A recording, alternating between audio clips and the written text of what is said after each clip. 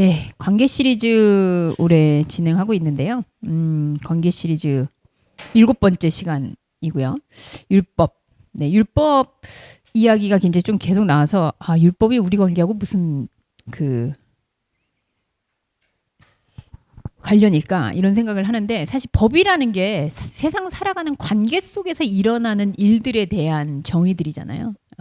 그래서 아마도 우리가 성경에서 구약 시대의 이 율법이라는 게 사실은 하나님과 인간의 관계가 어떤 관계지라는 거로부터 분명히 출발한 것을 우리는 알고 있는데, 이것들이 왜곡되면서 사실은 재정의되어지고 그것이 왜 하나님과 우리 사이의 관계의 이야기인가, 그거를 도출해내는 게 사실은 예수님이 오셔서 율법을 완성시킨다라고 말씀하셨던 부분이다 라고 전제했기 때문에 마태복음 떠나기가 참 어렵네요. 그것도 5장에 계속 매여 있습니다. 네, 그래서 오늘 아마 5장은 떠나지 않을까 싶은데, 그래서 율법이 완성될 때에 이 율법에 있는 용어들이 어떻게 제정이 되는가라는 부분 오늘 한 번 더 짚고 넘어가겠습니다.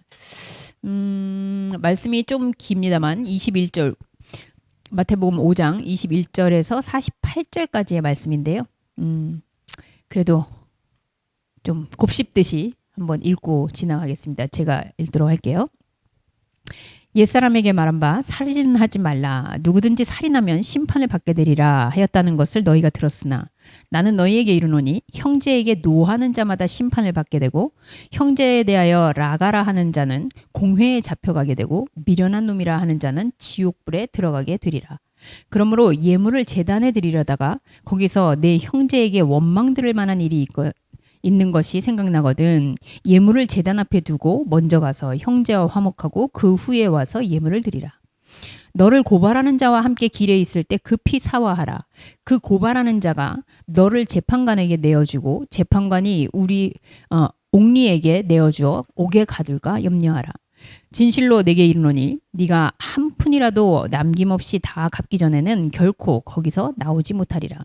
또 간음하지 말라 하였다는 것을 너희가 들었으나 나는 너희에게 이르노니 음욕을 품고 여자를 보는 자마다 마음에 이미 간음하였느니라.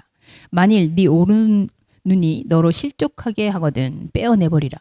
네 백체 중 하나가 없어지고 온몸이 지옥에 던져지지 않는 것이 유익하며 또한 만일 네 오른손이 너로 실족하게 하거든 찍어내버리라. 네 백체 중 하나가 없어지고 온몸이 지옥에 던져지지 않는 것이 유익하니라. 또 일렀으되 누구든지 아내를 버리려거든 이혼 증서를 줄 것이라 하였으나 나는 너희에게 이르노니 누구든지 음행한 이유 없이 아내를 버리면 이는 그로 간음하게 하며 또 누구든지 버림받은 여자에게 장가드는 자도 간음함이니라. 또 옛사람에게 말한 바 헛맹세를 하지 말고 내 맹세한 것을 주께 지키라 하였다는 것을 너희가 들었으나 나는 너희에게 이르노니 도무지 맹세하지 말지니 하늘로도 하지 말라. 이는 하나님의 보좌이며 땅으로도 하지 말라. 이는 하나님의 발등상이며 예루살렘으로도 하지 말라. 이는 큰 임금의 성이며 네 머리로도 하지 말라. 이는 네가 한 터럭도 희고 검게 할 수 없음이라. 오직 너희 말은 옳다 옳다 아니라 아니라 하라. 이에서 지나는 것은 악으로부터 나느니라.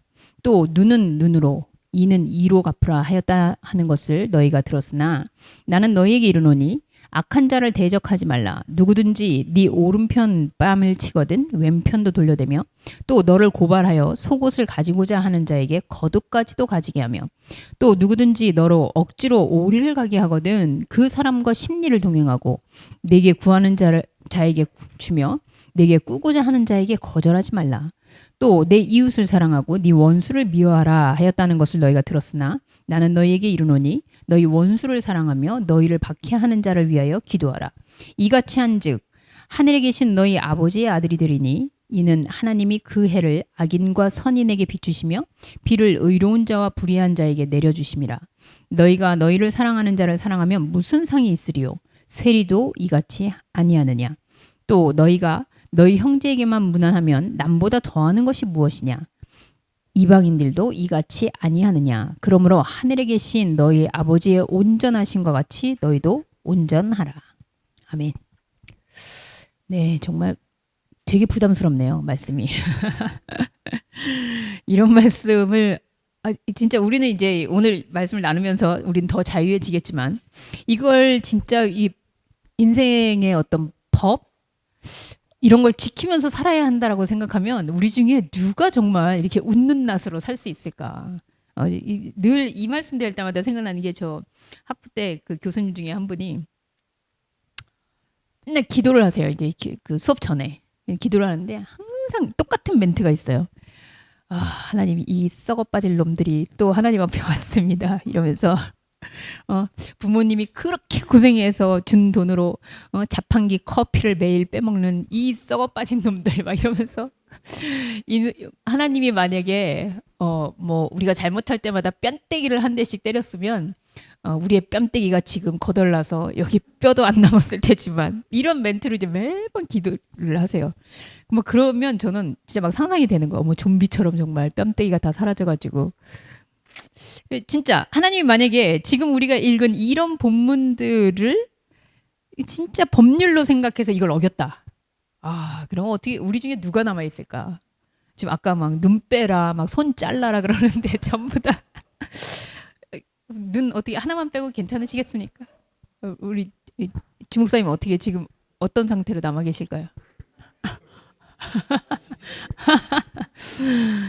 그러니까 여러분 이렇게 만신창이가 될 수밖에 없는데 그러면 우리는 이렇게 만신창이가 될 수밖에 없는 존재인데 예수를 믿고 구원을 받아서 우리는 이렇게 멀쩡히 살아있다. 그래서 참 은혜롭다. 다행이다. 이렇게 생각하면 되는 겁니까? 그럼 되는 겁니까? 네.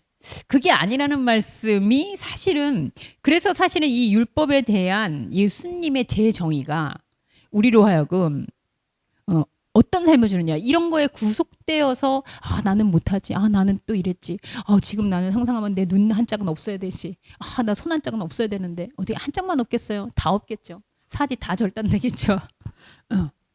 이런 삶을 살아야 되는데 그래서 주님의 은혜 놀라워라 이런 찬양을 한다면 이게 사실은 입으로 그렇게 은혜라고 고백은 하지만 얼마나 끔찍하고 잔인한 삶입니까?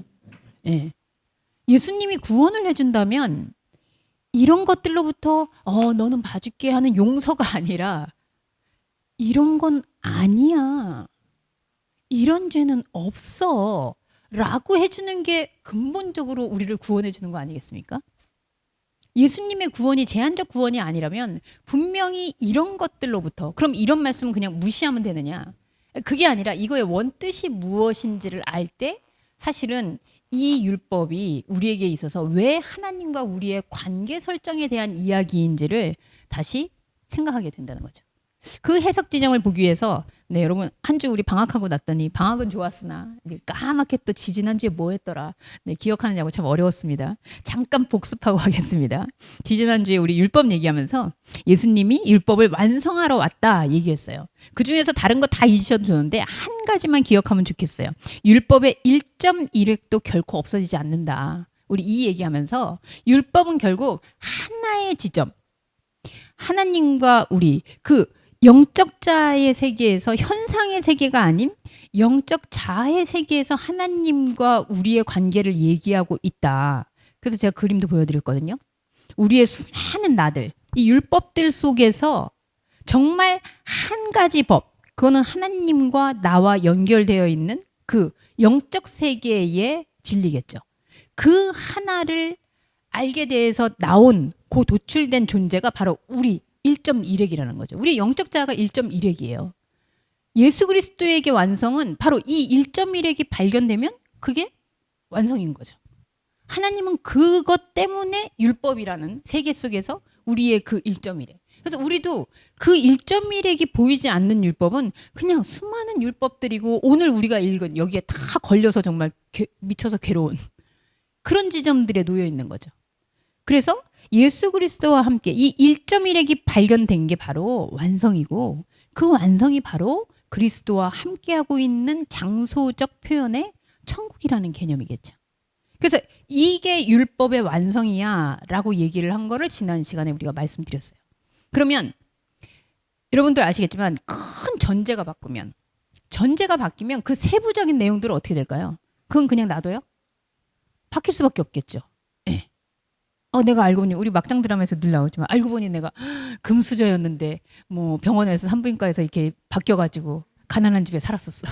그러다 내가 부잣집으로 내가 부잣집 자녀였구나.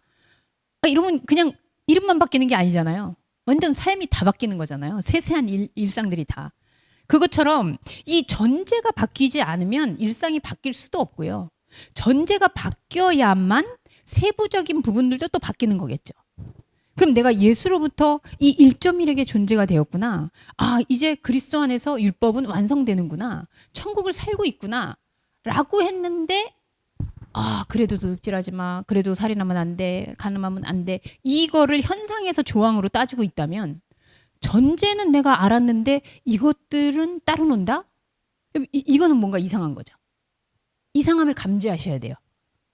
그래서 내가 하나님께 구원받았다. 내가 1.1에게 존재로 이 땅에서 율법을 완성한 하나님과의 관계 맺은 존재가 되었다. 라고 했는데 자꾸 내가 율법의 뭔가에 자꾸 걸려. 그럼 여러분 감지하셔야 돼요. 이거 뭐 이상한데? 그래서 말씀 활동을 우리 하는 거죠. 이거는 아닌데? 이거는 뭐지? 이렇게 질문 들고 구별해 내야 되는 거죠. 그 구별이 거룩이잖아요. 네. 그래서 오늘 나오는 이 이하의 말씀들, 아까 살인, 간음, 맹세, 뭐 원수사랑, 뭐 이런 모든 것들은 이 큰 전제가 바뀌었어요. 1.1에게 존재가 돼서 거기서 율법이 완성될 때 그 이하의 세부적인 것들을 예수님이 답답해서 말씀하시는 거예요. 친절해서 말씀하시는 스타일은 아닌 것 같고요. 네. 이 전제가 바뀌었는데도 이 눈치로는 다 이렇게 먼저 그러면 살인해도 되는 건가? 그러면 나 이혼해도 되는 건가? 율법에 다 있잖아요. 나 그럼 간음해도 되는 건가? 그죠? 예물? 그럼 나 그럼 안 드려도 되는 건가? 여러분, 드려야 된다라고 얘기했는데 못 드리는 사람. 이제 그거는 그러면 그 뜻이 아니야. 이랬을 때 그럼 안 드려도 되는 건가 하는 거 똑같은 거죠. 상대적인 가치로 드릴 수도 있고 안 드릴 수도 있고 드려야 된다, 안 드려야 된다. 이거는 같은 논리예요. 그렇게 되면 예물이라는 거의 본질이 뭐냐라고 한다면 드리고 있는 것도 달리 해석되는 거고 안 드리고 있는 것도 달리 해석이 되는 거죠. 그래서 이 예물이라는 것의 그 본질이 뭐지? 읽어보시면 알겠지만 여러분들 아마 저는 어렸을 때 예물 드리다가 싸운 거 생각나면 잠깐 놓고 예물은 놓고 그리고 내가 갔다 온다. 내가 간 사이에 누가 저거 자기 걸로 넣으면 어떻게 해? 막 이런 고민도 했던 것 같아요. 네, 그 진실을 한번 파헤쳐 보겠습니다. 자, 이렇게 얘기할 때 제가 늘 얘기하지만 상대적인 세계와 절대적인 세계. 그러니까 절대성이라는 것은 사실 이 세상에서 절대적인 게 있을까? 사실 우리 현상에 보이는 세계에서는 거의 없죠. 그런데 우리가 지금 얘기하고 있는 이 하나님의 말씀이라고 하는 이 세계는 분명히 아무리 상대적인 거 여기는 남자, 여기는 나이 든 사람, 여기는 안경 쓴 사람, 여기는 안경 안 쓴 사람 이 모든 사람을 막론하고 통하는 어떤 지점이어야 된다는 거죠. 그래야 이게 진리의 말씀이 되잖아요. 근데 그런 것들을 구현하는 거를 현상에서도 우리가 합니다. 인간이 그 본질성이 있기 때문에. 자, 예를 들면 제가 오늘 비유로 먼저 말씀을 드리고 그렇게 넘어갈게요. 네, 주 작가님이 지난달에 다녀오신 교회입니다. 네, 안 가보신 분들을 위해서 무왕로 교회인데요. 저도 예전에 갔었는데요. 이 교회가 이제 그 승용상시라고 빈자의 미학이라고 불리는 그분이 지은 건물인데 여러분 뭐가 제일 특이해요? 네, 십자가. 십자가 이 교회에 있어요, 없어요? 안 보여요? 어디? 요거는 아마 나중에 그 장로님들이 만들지 않았나 싶어요. 원래 없는 건데. 네, 여기 십자가 어디 있어요? 이게 십자가예요. 그러니까 여기를 이렇게 파함으로 인해서 이게 이제 옥상에 올라가서 보는 장면인데요. 밑에가 이렇게 돼 있고 하늘을 보면은 십자가가 이렇게 있는 듯이 보이는 거죠. 그러니까 이 건축의 그 하이라이트는 바로 이 십자가인데 십자가를 오히려 없앰으로써 십자가가 보이게끔 하는. 네. 그 분명히 십자가가 우리가 상상하는 십자가는 없죠. 현상에. 돌출된 십자가는 없는데 오히려 돌출이 아니라 십자가가 있어야 할 자리를 지워버리니까 하늘하고 연결된 지점에서 십자가가 보인다라는 거죠. 그러니까 이게 있는데 없고 없는데 있는 거예요. 그러니까 이분은 건축 철학적인 측면에서 이렇게 얘기했지만 우리가 성경 말씀을 읽을 때 저는 진리란 성경에서 무엇을 하라, 무엇이 있다. 이렇게 해서 뭔가를 쌓아나가는 지식의 체계가 아니라 성경을 정말 우리가 알게 되면 알게 될수록 이렇게 안다라고 생각했던 지점이 비워진다는 거죠. 근데 희한하게 그 비워졌는데 보이는 거예요. 하나님이라는 단어, 내가 하나님이라고 생각하던 그 하나님이 아니구나라고 지웠는데 그게 진짜 하나님이라는 거죠. 여러분, 이 역설이 정말 답답하고 골치 아파요. 하지만 그게 현상에 있어서, 그죠? 바람이 불어서 뭐 잘려 나갈 수도 있고 전기가 나가서 불이 안 들어올 수도 있고, 근데 여기는 그런 십자가가 없거든요. 근데 분명히 십자가는 있어요. 근데 이 십자가가 왜 독특하냐? 하늘이 시커매지면 거기에 따라서 파래지면 파란 십자가, 노을이지면 빨간 십자가, 모든 십자가가 담기는 거죠. 그러니까 건축가가 사실은 그 비움을 통해서 비워진 자리에 들어오는 그 지점을 보는 것처럼, 저는 성경을 보는 절대 가치를 찾는 우리의 활동이 뭐냐라고 했을 때 사실은 한 비유로서 제가 말씀드립니다. 그래서 이 교회의 상징이 이제 저런 건데, 지금은 안에 들어가도 십자가를 걸어 놓으셨다 그랬죠? 목사님. 안에도 십자가를 걸어 놨다 그랬죠? 네. 왜냐면 이걸로는 십자가 같지가 않은 거예요. 교회라고 사람들이 생각을 못 하는 거예요. 네. 그래가지고 그것 때문에 논쟁이 돼서 뭐 그렇다는데, 저는 철학적 가치지만 이렇게 흔들리지 않는, 변함없는, 분명히 있는데 없는 것, 없는데 분명히 더 보이는 것, 그 세계가 바로 상대적 가치에 흔들리지 않는 진리를 찾는 인간의 본능이 아닐까, 이런 비유를 해봅니다. 자, 그런 의미에서 오늘 말씀에 나오는 이 세부 항목들이죠. 율법이라는 것은 결국 1.1에 영적 자의 세계로 우리가 나왔을 때 그걸 발견하고 그리스도를 통해서 하나님과 내가 관련 있는 정도가 아니죠. 하나님과 같은 속성을 가진 존재구나. 이거를 깨닫는 그 법의 기본, 헌법 제1조 1항 같은, 그리고 그 나머지 세부 항목들은 그렇다면 어떻게 해석돼야 되지? 라고 하는 거를 예시로 들고 있단 말이죠. 자, 먼저는 살인에 대한 겁니다. 살인. 우리 살인, 요즘에 또 살인죄냐 무기징역이냐 이것 때문에 또 막 페북이 시끄럽고 그렇더라고요. 네, 어쨌거나. 자, 여러분, 예수님의 말씀을 들어보면 어떻게 보면 아니 율법보다 더한 거 아니야? 막 이런 생각이 들어요. 율법에는 살인하지 말아라, 살인하면 심판받는다, 이 정도 얘기했는데 예수님 뭐라 그래요? 형제에게 노하는 자마다 심판을 받고 형제에게 라가라, 바보라고 한, 그리고 미련한 놈이라고 한 것마다 지옥불에 간대요. 이거 너무 센 거 아닙니까? 그러니까 차라리 율법이 낫지 않습니까? 이러느니. 예. 살인만 안 하기는 괜찮아. 일반인들에게 살인하는 거 쉽지 않아요. 근데 저런 미련한 놈, 이거 너무 쉽잖아요. 근데 그것도 하면 지옥불이래. 이거 뭐 어쩌라는 거야. 말도 못해. 그러니까 예수님 얘기 들으면 율법보다 더한, 진짜 뭐한 놈 더한 놈 이러더니, 그리고 봐요. 심지어 예물 드리고, 예물 드리고 가서 화해하면 되지. 또 가서 뭐 예물 드리다 말고 거기다 놔두고 그리고 가서 화목부터 하고 그리고 와서 다시 드리고.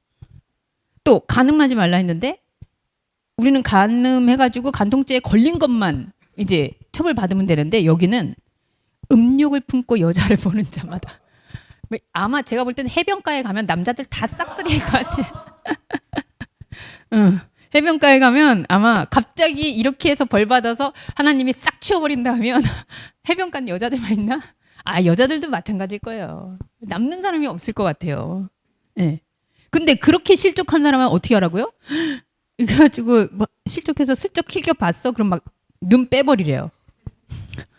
손 찍어버리래요. 막.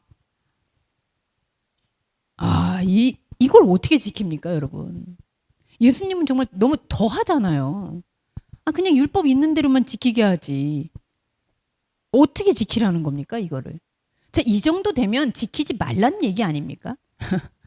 이 정도 되면 못 지킨다는 게 너무 확실하잖아요. 그럼 과연 무슨 얘기를 하는 걸까? 우리 늘 얘기하지만 예수님은 결국 이 조항을 지키냐 못 지키냐, 현상에서 이 법을 내가 지킬 수 있냐 없느냐를 따지는 게 아니라 이게 전혀 다른 얘기구나 라는 걸로 우리를 환기시킨다는 거죠. 그러면 그럼 살인해도 괜찮은 건가? 네, 밀양에서 그런 거 나오잖아요. 하나님이 용서하셔서 나는 이제 용서받았. 여러분 이건 개뿔 같은 소리고요. 그건 심판 받아야 되는 거고요. 네. 자, 이 율법이 가지고 있는 여러분 잘 보세요. 율법은 결국은 관계에 대한 조항이라 그랬어요. 하나님과 우리의 관계에 대한 얘기. 그래서 영적인 관계의 문제였구나 라고 했을 때 당연히 이 관계는 어디로 가서 현상에서 보이는 단어 아니면 모양 아니면 양태 상태라도 결국은 이게 하나님과 내가 어떤 관계지라는 걸 지향하게 되겠구나 라는 걸 우리는 지금 추측하고 있습니다. 그래서 그런데 이 율법은 뭐라고 얘기했냐면요. 율법은 사실 계약의 법이 아니에요. 하나님과 우리는 어떤 관계라고 그랬죠? 계약이 아니라 언약. 네.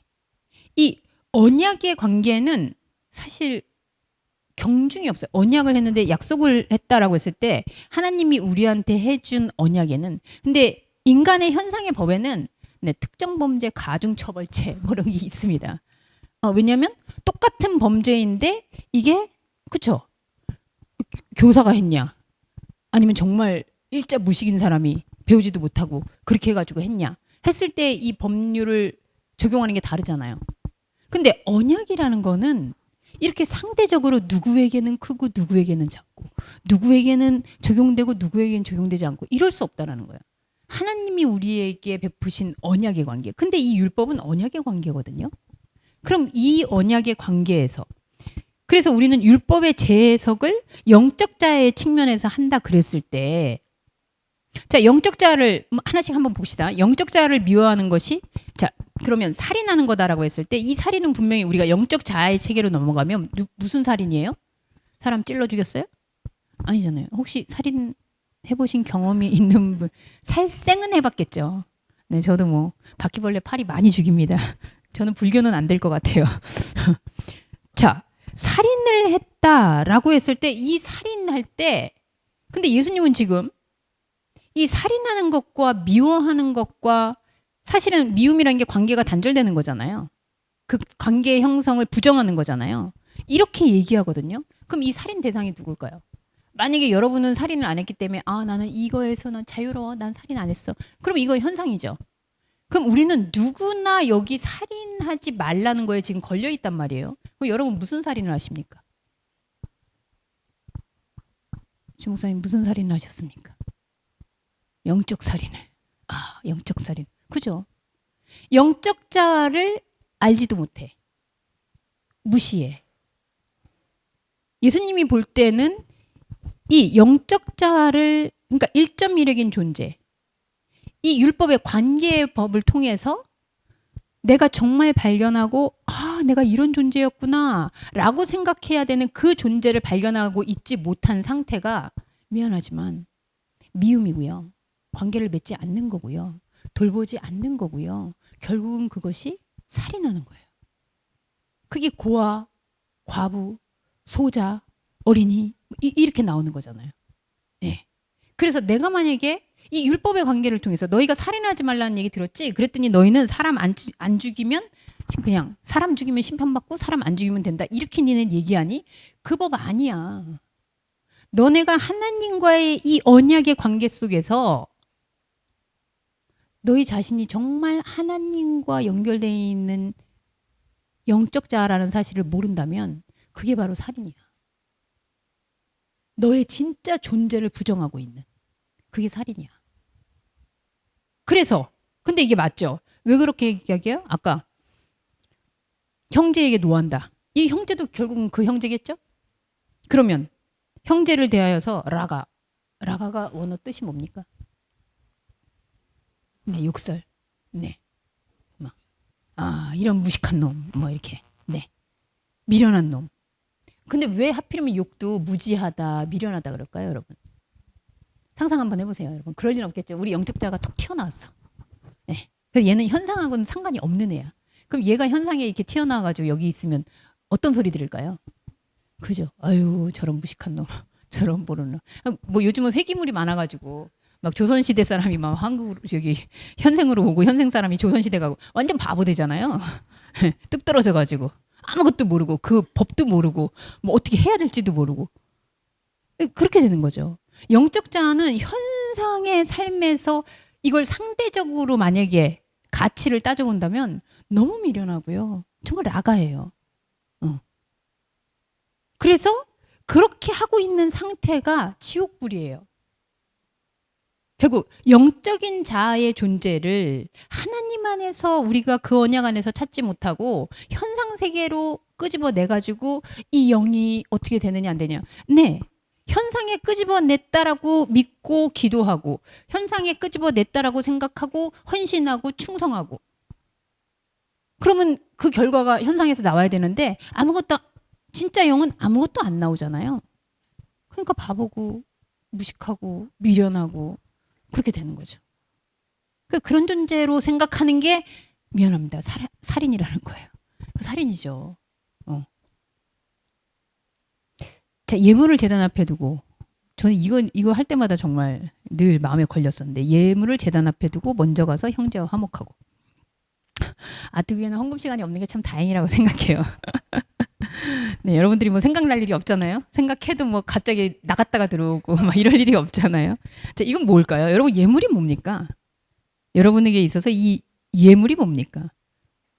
예물도 마찬가지죠. 예물은 이 예배 안에서 하나님과의 관계 맺음을 통해서 내가 깨닫는 어떤 그죠 형식의 하나인데 예물 구약에서 예물 가져와서 태우는 거라 그랬잖아요. 그래서 향기로운 그 향기와 또 연기를 받으신다. 그랬을 때 제가 늘 물어봤죠. 하나님은 어떤 연기 냄새를 좋아하실까? 소고기 냄새를 좋아하실까? 비둘기 냄새를 좋아하실까? 양고기 냄새를 좋아하실까? 그런 냄새 맡는 거 아니시잖아요. 그러니까 결국은 예물이라는 게 내가 현상에 있는 거를 가져와요. 하나님께 드릴 수 있다고 생각하고 그리고 가져와서 딱 놔요. 그리고 그걸 태워요. 근데 그걸 태우는 건 왜 태웁니까? 아, 현상에 있는 것들은 결국은 이렇게 다 사라지는 거구나. 그래서 이 사라지는 것들 가운데 아까 우리 십자가 없는 십자가를 본 것처럼 아, 이게 사라지는데 분명히 사라진다는 흔적으로 연기와 향기가 나요. 그럼 하나님도 지금 이 양고기, 소고기, 밀가루 이런 걸 좋아하시는 게 아니라 없어지는 것을 나의 영적 자아와 하나님이 같이 보는 거죠. 그때가 이 기체가 되어지는 현상에서 없어지는 것을 보는 그 지점이 하나님이라는 존재가 정말 있구나 하는 것을 인식하는 그 지점이 되는 거죠. 이게 예물이거든요. 근데 이 예물을 드려야 되는데 이 예물을 형제하고 진짜 싸운 거 기억나서 나가면 그거는 안 돌아오셔야 되고요. 그럼 이 형제가 뭡니까? 이게 바로 이 예물이 사라질 때 아, 내가 이 있는 것들로 하나님께 드릴 수 없구나. 이 자각은 영적 자각이거든요. 영적 자아가 깨닫는 거예요. 그게 화목하는 거예요. 내 영적 자아가 화목이 뭡니까? 관계가 회복되는 거잖아요. 이 자아가 아, 그랬구나. 근데 이게 끝까지 없어. 그 화목 안 한 거예요. 그러니까 이 영적 자각으로 하나님과 나의 세계가 같이 연결됐구나를 못 깨닫는 상태가 예물을 드릴 수 없는 상태. 아무리 돈을 갖다 바치고 아무리 비싼 걸 갖다 바쳐도 그거는 받아질 수도 없고 예물이라고 할 수도 없다는 거죠. 결국은 그 예물이 없어지는 자리에서 아, 내가 영적 자아였구나. 아까 살인하지 말라 똑같은 얘기죠. 그래서 그 자각된 영적 자아가 그 없어지는 상태를 보면서 이 땅에서는 하나님이라고 부를 수 있는 그런 것들이 없어지는 거구나. 있을 수가 없구나. 라고 하는 게 바로 화해라고요. 화목이라고요. 그게 바로 예물이라고요. 그러니까 갔다 올 필요도 없는 거죠, 사실은. 그러니까 우리가 생각하는 현물로 현실로 예배 안에서의 그런 퍼포먼스로서의 예물은 예물이 될 수 없다라는 얘기를 근본적으로 하고 계시는 겁니다. 예물 자체가 그 없어짐을 보면서 하나님과 나의 관계를 생각하게 되는 지점이기 때문에. 자, 간음 한번 얘기해 볼까요? 네, 우리나라는 간 통제가 없어졌습니다. 간음은 그렇다면 영적으로 생각할 때 뭘까요? 하나님이 아닌 다른 것을 하나님이라고 생각하고 품고 사랑하는 상태가 간음이겠죠. 예. 그 하나 더 붙여서 맹세는 그럼 뭘까요? 이 맹세 진짜 골치 아프네. 맹세 때 아침에 주목사님이 한나 사무엘의 엄마 한나 얘기하시더라고요. 그 신학교에 가잖아요. 신학교에서 거의 남학생들의 50%는 부모님이 서원해서 온 학생들이 많아요. 뭐 저희 오빠도 그런 케이스인데, 네, 그래서 뭐 할머님이 저기 서원을 했다, 뭐 어머니가 서원을 했다, 아버지가 서원을 했다. 보통 목사님 자신들은 대부분 그렇고요. 우리 영현이는 딸이라서 그래도 서원을 안 받아서 다행이고 대신 하연이가 받쳐줬죠. 네. 여러분 이 맹세가 뭡니까? 근데 맹세를 할 때 예수님이 그러거든요. 아까 간음에서 그렇게 현상에서 하나님이다라고 생각하고 있는 것들은 아예 씨를 말리기 위해서 오른눈 빼버려라, 오른손 잘라버려라 막 이렇게 얘기하는데 맹세에 대해서는 34절에 얘기했죠. 하늘로도 하지 말고 땅으로도 하지 말고 그 무엇 어떤 건덕지로도 우리에게는 맹세할 이유가 없다는데 왜 맹세를 이렇게 경계하시는 걸까요? 맹세가 뭡니까? 자, 여러분 맹세하면 어떤 식으로 맹세해요? 아, 하나님 이번에 민지가 콘서트가 다 되고 텀블럭이 다 차면 제가 하나님을 위해서 정말 아름다운 찬양을 올리겠습니다. 아니, 얼마나 아름다워요. 그래서 우리 교인들이 또 막 같이 격려해 주시고 또 막 이래가지고 정말 찼어요. 정말 하나님이 보호하사죠. 이렇게 얘기해 줘야 되는데 네, 그냥 텀블벅 시스템이 참 고맙다. 그리고 평소에 덕을 많이 쌓았구나. 뭐 이렇게 얘기할 것 같아요. 자, 맹세라는 것은 사실 하나님과 우리는 어떤 관계라 그랬죠? 언약의 관계잖아요. 하나님이 뭐 제가 예를 들어 봅시다. 하나님이 아브라함에게 본토 친척 아비 집을 떠나라. 그리고 내가 가라는 곳으로 가라. 이렇게 말씀하셨죠. 그리고 모세에게도 가면 내가 가나안으로 너희들을 보내주겠다. 가라. 이렇게 말씀하셨죠. 근데 여호수아 때 가서 이게 어떻게 바뀌어요? 하나님이 가나안으로 가라 한 게 아니라 가나안을 우리가 쳐들어가자. 쟁취하자. 하나님이 나와 함께 계시면 뭐 갈렙도 그러잖아요. 제가 작년 연말에 했던 그 도구 소리, 갈렙 소리 했던 이 산지를 주면 내가 들어가서 어떻게 하겠다. 이게 언약이었는데 분명히 하나님이 나는 너와 관계 맺고 있어. 나는 너를 사랑해라고 한 이 언약이었는데 이게 갑자기 조건으로 바뀌었어요. 그러면서 내가 이렇게 할 테니 어떻게 해주세요. 내가 이렇게 이번에 해서 어디 들어가면 하나님께 어떻게 하겠습니다. 제가 이번에 해서 부동산 팔리면 11조 하겠습니다. 여러분 그러면 이 약속이란 맹세라는 게 누가 주체예요? 네, 지금 말하고 있는 사람이 주체잖아요. 만약에 이렇게 해서 그러면은 그거를 조건을 거는 건 지금 하나님은 뭐 해야 되는 거예요? 내가 조건을 걸면 거기에 맞추셔야 되는 거예요. 그래서 내가 지금 미안합니다. 내가 주인이고 이렇게 해주면 내가 그렇게 해줄게. 이 거꾸로 바뀌었어요. 그게 가나안의 역사기도 하죠. 네. 이 전쟁 이기게 해주시면 내가 어떻게 합니다. 이 맹세는 언약의 짝퉁이에요. 모방이에요. 궁극적으로는 어떤 모방? 내가 하나님이 되는 거예요. 내가 하나님 자리에 있어요. 그래서 하나님은 말 잘 들으면 내가 그렇게 해주고 하나님이 그걸 잘 못 들어주면 나는 뭐 이건 관계가 하나님과 우리가 얘기하고 있는 그 언약의 관계 영적 자아의 그 1.1획의 관계가 전혀 아니라는 거죠. 그래서 간음과 맹세 여기에서 손 잘라버려 눈 빼버려 너무 잔인하다. 하늘도 하지마 땅도 하지마 뭣도 하지마. 근데 이거 아름답게 표현하면 어떻게 되게요 여러분? 우리 찬양할 때 많이 하거든요. 세상과 나는 간 것 없고 구속한 주만 보이로다. 예수로 나의 구주 삼고 막 이러면서 여러분 아니 눈도 없고 뭐 팔도 없고 막 이런데 그 세상 없는 거하고 똑같은 거잖아요. 네. 그러니까 그리스도를 대면하는 순간 세상과 나는 간 것 없고 이렇게 우리 아름답게 찬양하고 있는데 예수님 말로 하면 예수로 나의 구주 삼고 눈알 빼고 손 빠지고 발목 잘리고 이러면서 하는 얘기하고 똑같다고요. 그리스도를 대면해서 우리가 하나님과의 관계 안에서의 이 재정의가 되면 세상에서 얘기하는 게 있을 수가 없잖아요. 현상으로 어떠한 게 아니잖아요. 그 얘기예요. 자, 그러면 마지막으로 이 제일 걸리죠. 원수를 사랑하라. 여기에 많이 걸려서 우리나라에서 가장 존경받는 분 손양호 목사님은 자기 자식을 쏜 사람에게도 사랑을 베풀었다. 뭐 이렇게 얘기합니다. 원수 사랑 가능하십니까? 어떻게? 왼수 사랑 가능하십니까? 그때 언젠가 저기 분당으로 오는데 거기에 어떤 교회 현수막이 크게 써 있더라고요. 용서가 가장 큰 복수입니다. 네, 원수 사랑. 자, 여러분 원수는 누구예요? 이 원수라고 한다면 결국은 이 원수로 생각하고 있는 거죠, 우리가. 아까 그랬잖아요. 라가라 하고 미련하다라고 하고 영적 자아는요. 우리로 하여금 참 거치작거리는 존재입니다. 그래서 이 고아, 과부 혹은 현상적으로 생각하면 이 원수 때문에 내가 뭘 못해요. 어떻게 보면. 이 원수라고 여기고 있는 근데 이 원수라는 지점이 뭘까? 영적 자아를 내가 인식하지 못하고 있는 상태이기도 하지만 그것을 알아가는 데 있어서의 거치장스러운 모든 것들이죠. 사실은. 네.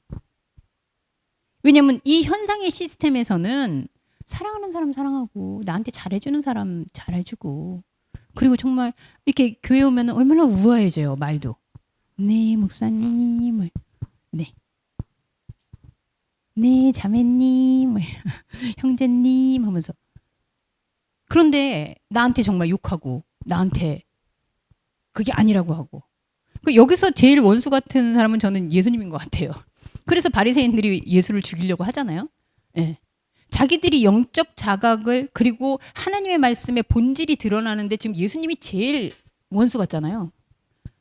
그래서 죽이려고 하는 거죠. 그리고 죽었잖아요. 예수님의 죄가 결국은 신성모독? 하나님을 아는데 방해하는 왼수잖아요. 그래서 살인당하는 거잖아요. 우리 안에서도 우리가 이렇게 영적 자각을 말씀을 통해서 노출되고 하나님이라는 분이 누구고 이 제 정의를 통해서 이제까지 있던 법을 원래 본질의 의미는 이거야 하고 다른 해석을 지금 해놓잖아요. 그럴 때 나타나는 이게 바로 원수를 향한 모습들이죠. 어떻게 사랑합니까? 그런데 너희 원수를 사랑하며 라고 나와요. 자, 그러면 이 원수를 사랑한다는 게 뭘까 할 때 저는 이 결론이 오늘 결론이 어디로 연결되냐면 마지막 절이거든요. 자, 48절 굉장히 부담스러운 말씀이지만 한번 같이 읽어보죠. 시작. 그러므로 하늘에 계신 너희 아버지의 온전하신가 같이 뭐 그래도 우리 중에 목사님이시니까 주목사님 어떻게 하나님 아버지와 같이 온전하십니까? 아니에요. 큰일 나시는데. 그냥 온전하려고 그냥. 네. 여러분 얼마나 부담스러워요. 자, 앞에서 살인 안 돼. 그리고 예물 그렇게 드리면 안 돼. 간음, 맹세, 그리고 원수 이렇게 강론을 쭉 얘기하고 다시 원론적으로 가서 하늘에 계신 너희 아버지의 온전한 같이 너희도 온전하라. 이 말은 너 하나님하고 똑같아. 너 그렇게 있는 존재야 라고 얘기하는데 이 가능합니까? 현상으로 생각하면 가능할 수가 없잖아요. 자, 그러면 이게 뭘까 도대체? 저는 이렇게 생각하거든요.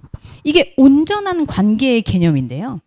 우리는 하나님과 같은 이 온전한 상태로 율법은 존재할 수 없다라는 거를 오히려 알게 해줘요. 그죠? 율법을 통해서 행위로 지키려고 할 때 우리는 하나님과 같아질 수가 없구나. 그러면은 지금 예수님이 우리가 하나님 아버지의 온전한 같이 우리 온전해질 수도 없는데 지금 허언을 하시는 겁니까? 허언증입니까? 너도 그럴 수 있어. 막 이러면서 막 격려를 하는 겁니까? 아니거든요. 이걸 아는 게 율법의 진리인 거거든요. 율법을 통해서 우리는 나도 하나님과 같이 온전한 존재였구나. 그럼 그 온전성이 뭐지? 라는 걸 생각하게 되잖아요. 자, 온전의 개념은 여러분 잘 한번 생각해 보세요. 우리가 현상적 자아 있어요. 네, 제가 많이 그렸던 그 무리들로 있어요. 그런데 말씀이라는 하나님의 이게 창조의 세계이기도 하고 말씀이라는 현재 우리의 성령이기도 하고 우리로 하여금 이 균열을 내면서 현상적 자아만이 다가 아니구나 라는 것 속에서 영적 자아를 분리시키죠. 그럼 이 영적 자아를 분리시키면 그 분리시킨 게 사실은 그리스도가 우리와 함께 있는 상태예요. 그러니까 내가 그냥 현상으로 있을 때에는 그리스도, 성령, 말씀 이런 것들을 분간할 수 없어요. 그리고 오히려 이 세계에 있는 용어들을 그냥 여기다 다 투사를 해버리죠. 근데 영적 자아가 됐잖아요. 그럼 그게 바로 그리스도하고 나하고 같은 속성이구나. 그러니까 통하는 거죠. 그럼 그리스도는 누구 속성이에요? 우리의 속성이기도 한데 그리스도는 하나님의 속성이잖아요. 하나님의 속성은 뭐게요? 하나님은 누구시라? 사랑이시라. 사랑이라는 말은 무슨 뜻이게요? 관계의 완성이에요. 그러면 이 결국은 율법을 통해서 하늘에 계신 너희가 하늘에 있다고 생각하는데 다른 차원으로 있는 그 하나님의 속성이 우리 안에 있다라는 거를 바로 발견시켜주는 게 율법의 목적이야. 기능이야. 그래서 너희가 그걸 발견하잖아? 그럼 너희는 발견된 그 존재는 더 이상 현상에 있는 이 조항들을 얽매일 수 없어. 그 존재는 그리스도의 속성이고 그리스도는 하나님의 속성이야. 하나님의 속성의 우리의 용어는 사랑이에요. 그럼 사랑은 뭐의 용어예요? 관계의 용어예요. 관계의 완성이 사랑이에요. 아, 사랑해서 결혼해요. 아니, 현상에서도 그렇잖아요. 네. 이게 율법의 완성이에요. 이거를 깨달으면 바로 하늘에 계신 우리와는 다른 차원, 이 현상의 차원이 아닌 하나님의 그 차원을 우리도 여기서, 이 땅에서, 천국 가서 말고요. 저는 천국 간 다음에 일은 별로 생각 안 합니다. 이 땅에 사는 거 중요하니까. 천국 간 다음에 뭐 그 알아서 하시겠죠. 이 땅에서 하나님의 속성이 있는 존재로 그 사랑의 완성을 여기서 숨쉰다고요. 그래서 율법이 바로 그 역할이라고요. 이렇게 해석이 되지 않는 율법이라면 너 살인했어? 심판. 너 뭐 했어? 넌 그러면 가서 고해성사해. 넌 뭐 했어? 가서 충성해. 넌 가가지고 고생해. 이렇게 나오는 율법은 하나님의 관계법이 아니잖아요. 사랑으로 완성될 수 없는 관계잖아요. 그거는 율법의 본질이 아니라고요. 이제 좀 자유로워지십니까, 여러분?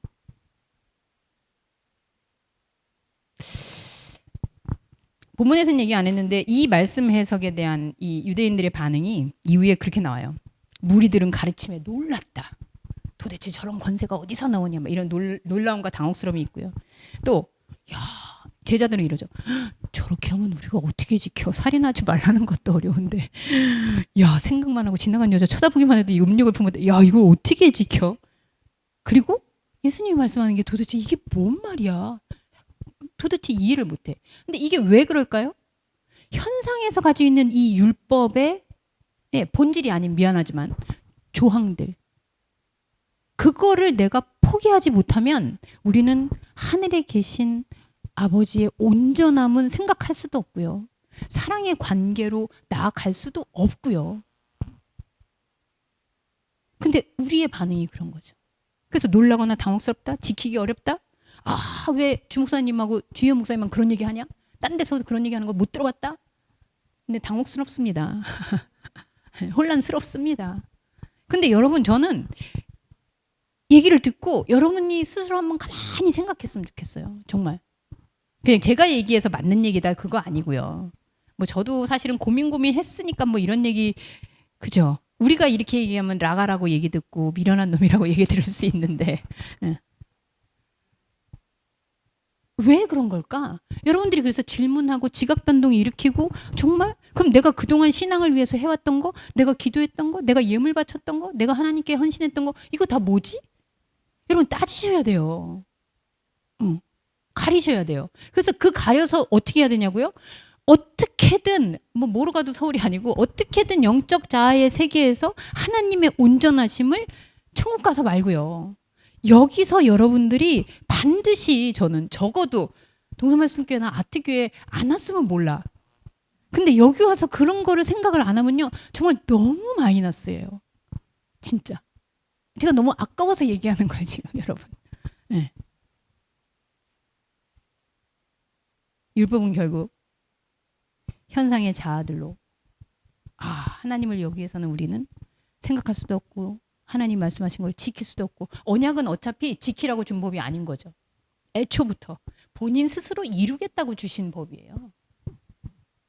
그 말씀을 통해서 우리의 영적 자아가 현상적 자아 쪽에서 구별돼서 분리가 되고 그 분리된 거에서 그것이 바로 그리스도의 속성이고 그리스도의 속성은 하나님으로부터 났고 하나님은 곧 누구시라? 사랑이시라. 그 사랑을 기록해 놓은 것이 율법이다.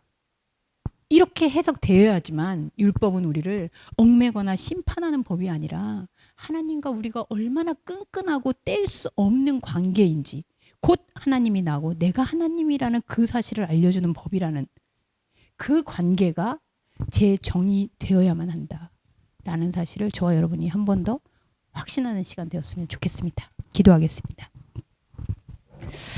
하나님,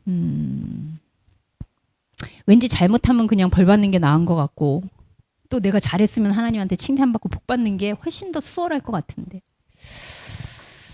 그냥 십자가 거기다 걸어놓으면 되는데 그것을 굳이 판에서 없는 십자가를 그렇게 보도록 만드는 그런 것들이 더 어려운 것 아닙니까? 하나님은 이렇게 어렵게 하시는 분입니까? 이런 하소연이 나옵니다.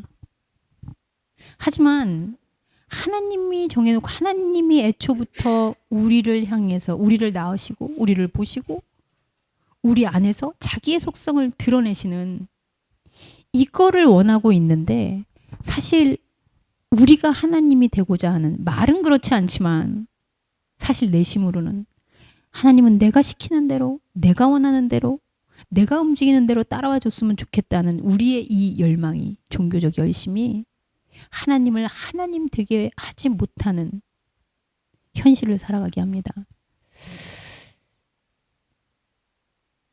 오늘 밤 문득 잠을 자다가 아니면 저녁 숟가락을 그냥 뜨는 순간에 자다가 그냥 목이 말아서 물 한 잔 먹다가 아니면 누군가를 만나려고 잠시 기다리는 동안에 문득 이 깊은 생각이 이 변할 수 없는 하나님의 사랑의 언약이 떠오르기를 원합니다.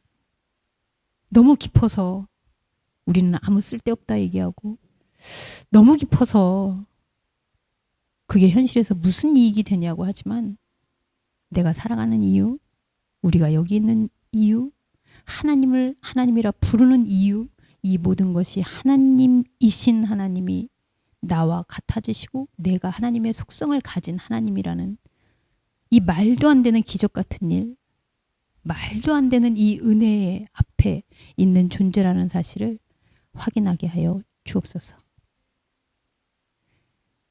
우리가 아무리 눈 감고 아무리 외면해도 말씀하기를 멈추시지 아니하는 그 하나님의 세계에 조금 더 눈을 뜨고 조금 더 가까이 다가가는 저희들이 되기를 원하오며 예수님의 이름으로 기도합니다. 아멘.